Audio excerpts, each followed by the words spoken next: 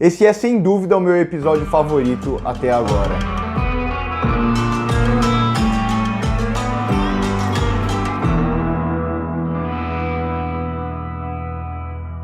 Pelo que eu vi, vão ser 10 episódios, mas semana que vem vai acontecer igual aconteceu com os 2 primeiros. Vão ser lançados 2 episódios seguidos. Eu acho que na Netflix vai chegar assim também. Então, teoricamente, essa é a penúltima semana dessa primeira temporada. A gente ainda não sabe se vai ter uma segunda ou não.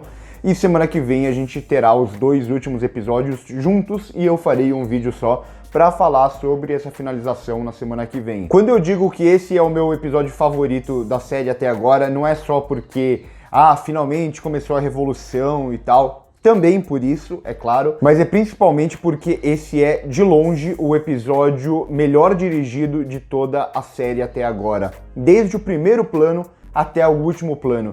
Então, as aberturas da série, que geralmente eu não gostava, aquela cena de abertura mesmo, em todos os outros episódios eu achei essa cena super genérica, e nesse daqui não. Esse daqui, primeiro que é uma cena já que introduz muito bem o episódio, e mostra justamente sobre o que vai ser o episódio, mostra algumas das dinâmicas do episódio e ao mesmo tempo mostra a Ruth, que começa a ganhar um pouco mais de destaque na série, e ela é uma personagem muito mais interessante do que eu achava até então. Eu já critiquei ela em vários episódios, falando que era uma personagem super caricata e unidimensional, mas agora a gente começa a entender um pouco mais do que ela pensa, quais são as motivações dela e a relação o que ela sente pelo Sr. Wilford. E ao mesmo tempo a gente vê a cena ali da LJ entrando com a ajuda do Miles e vendo que é a Melanie que comanda tudo, então a gente tem essa confirmação de que o Sr. Wilford tá morto. E a gente vê já nessa cena como vai funcionar essa dinâmica da revolução.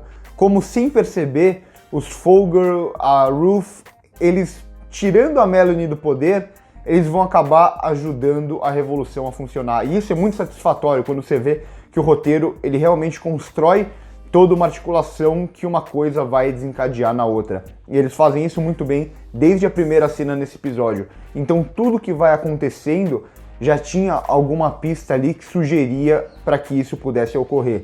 Não é um episódio perfeito, como não é nenhum dessa série. Ele continua tendo alguns dos mesmos problemas dos outros episódios e eu acho que a série vai continuar tendo. Então até nos diálogos, algumas coisas que eu repito todos os episódios aqui e eu não vou repetir de novo. Então eu vou focar mais nesse lado positivo mesmo. E passada essas cenas iniciais, essa sequência inicial, a gente já entra no episódio com um dos melhores planos, se não o melhor plano de toda a série, que é um plano sequência ali pela terceira classe, que vai passear por toda a terceira classe e depois vai adentrar onde eles estão falando sobre a revolução. Então a gente vai entender também um pouco do plano deles. Tudo isso em um grande plano sequência, o que é muito satisfatório, é algo que eu falo desde o primeiro episódio. Eles falam de 1001 vagões e não mostram esses vagões. Eles continuam não mostrando, mas pelo menos quando a gente vê a câmera passando mais pelo ambiente, sem cortes, a gente começa a entender um pouco mais a dinâmica ali, a geografia daquele lugar, e por isso esse plano é muito satisfatório, e tem outros aqui muito satisfatórios. Então tem a cena em que a Ruth vai para o quarto dos Folger, que também mais um aspecto da direção que é muito superior aos outros episódios. É também um plano muito longo que a câmera vai passar de um personagem para o outro, usando aquele rack focus, que é você foca em um personagem, de repente você muda o foco para outro personagem, tudo isso sem nenhum corte. E é muito bom para a construção da cena, até que a dinâmica de quem está comandando, entre aspas, aquela cena. Então, esse episódio, no geral, ele é muito bem dirigido, apesar de algumas repetições. Então, uma cena que eu gosto muito é quando a Melanie, ela chega na primeira classe, vê que tá dando tudo errado ali, e a câmera vai acompanhar ela e o som vai ficar abafado. Então, toda aquela ideia de entrar na psicologia do personagem, na subjetividade do personagem, e esse episódio vai usar muito isso. Começa a repetir um pouco, porque eles usam esse mesmo recurso para diversos personagens quando a gente tem que entrar na mente deles, e em alguns momentos parece que o diretor ele só sabe usar esse recurso, mas ainda assim funciona. É um recurso que é um pouco batido, mas a gente entende o porquê ele tá ali, e o personagem não precisa falar o que ele tá sentindo, a gente entende simplesmente pelo uso sonoro, esse uso do som mais abafado, e o uso mais constante de close, super close, ou a câmera mais próxima do personagem mesmo. E só antes de entrar na parte da revolução mesmo, que é a parte mais empolgante do episódio, tem outra cena que eu gosto muito, eu não canso de elogiar a Jennifer Connelly nessa série, que é uma cena muito simples, que é ela falando com o Miles, e ele pergunta sobre a filha dela e a gente vê como a expressão dela muda muito quando ela vai falar da filha dela, como ela sente uma coisa, só que ela tenta não transparecer aquilo que ela tá sentindo, mas ao mesmo tempo a gente consegue perceber que tem aquilo lá. Então isso tudo é atuação, quando a gente tem essa percepção do que tá passando na cabeça da personagem, é uma atuação muito boa da Jennifer Connelly, a melhor atuação da série.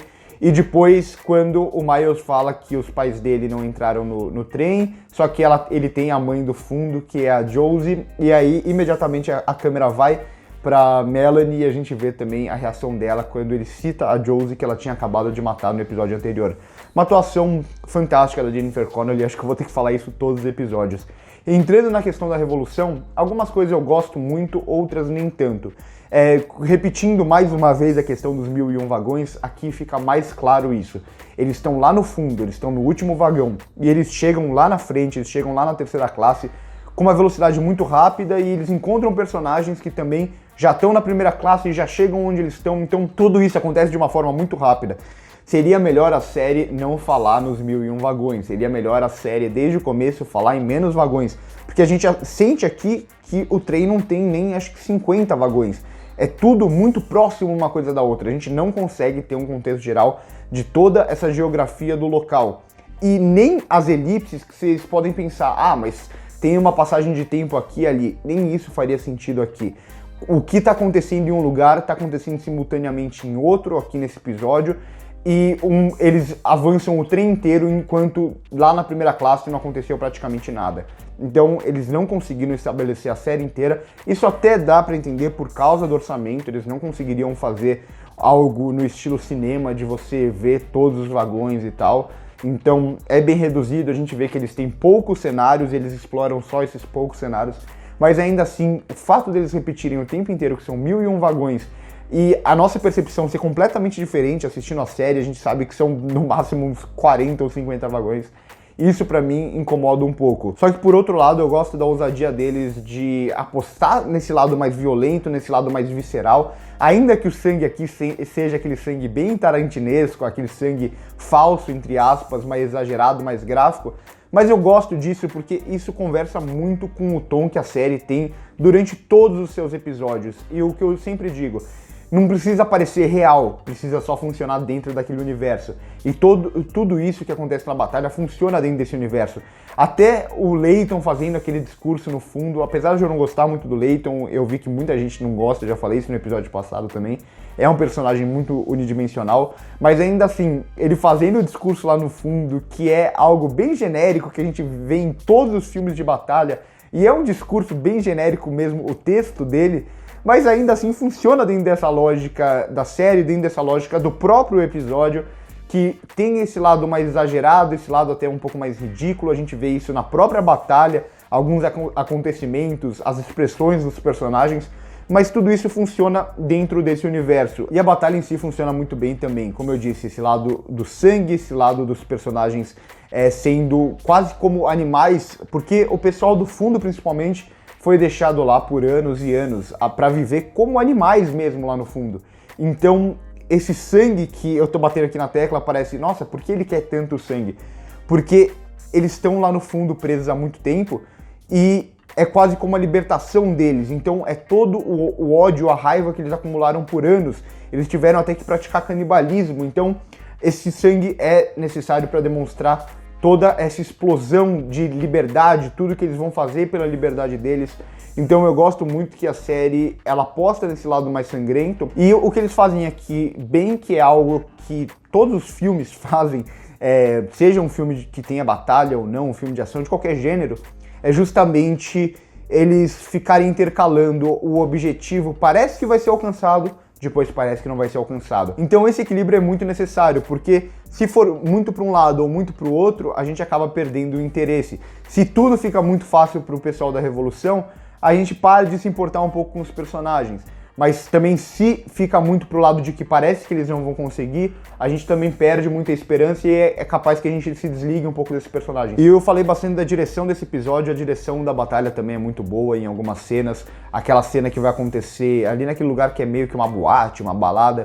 Então, como eles vão usar as luzes para causar toda essa confusão na gente também, para causar todo esse caos que eles estão passando ali. E dentro dessa cena também tem alguns planos espetaculares, como o plano da Teal, que é um plano mais longo, então ela lutando com vários caras, matando vários caras, a mesma coisa com o Layton. Então a gente entende, apesar deles criarem esse caos, a gente entende tudo o que está acontecendo. Isso é muito difícil de fazer e aqui é muito, muito bem feito. Mas dito tudo isso, elogiando a batalha em si, todo o episódio, tem alguns problemas de episódios anteriores que vão acabar refletindo nesse. O que eu quero dizer com isso? Por exemplo, os personagens do fundo. A gente não sente nada pelos personagens do fundo, com exceção do Layton e daqueles poucos, da Josie, aqueles que a gente já conhece. O restante dos personagens, a gente não conhece ninguém deles. A gente conhece muito superficialmente. Então, quando alguns deles morrem na batalha e a câmera foca neles e tem todo aquele lance que era pra ser uma cena dramática, acaba não funcionando, porque a gente não sente nada por aqueles personagens, a gente nem sabe direito quem eles são. Então é algo que não é um problema desse episódio, porque é algo que deveria ter sido construído nos episódios anteriores, mas quando a gente precisa dessa construção dramática para esse episódio funcionar nesse lado mesmo de quando o fundo perde pessoas e tal, acaba não funcionando porque a construção desses personagens foi muito fraca nos episódios anteriores. E o episódio vai fechar ali com o Pike sendo capturado e tal. É uma passada de perna do roteiro, mas tudo bem. E funciona mais uma vez no que eu disse, de sempre um lado em vantagem, depois outro lado em vantagem. Agora esse lado da primeira classe está em vantagem. E o episódio vai fechar com um belo plano que é justamente focando no Layton quando estão falando dele. E ele meio que, entre aspas, olhando para a câmera, que não é uma quebra de quarta parede ali, mas funciona justamente como se ele estivesse olhando pra gente. Um belo plano, o melhor episódio da temporada até agora, de longe. Fiquei bem feliz com esse episódio. Quem tava vendo os outros vídeos sabe que eu critiquei bastante a série até então, mas esse episódio foi muito bom, e quando é muito bom eu tenho que falar que ele foi muito bom. Então comentem aí embaixo o que vocês acharam, se vocês concordam ou não comigo, o que vocês acharam da batalha, o que vocês acharam da direção, o que vocês acham do Layton. E também curtem o vídeo se gostaram, se inscrevam no canal se ainda não são inscritos. Passa aqui no primeiro comentário fixado para ver as nossas outras redes sociais, Twitter, Instagram, o meu Letterboxd, o nosso Facebook também, o nosso podcast. Por hoje é isso e corta.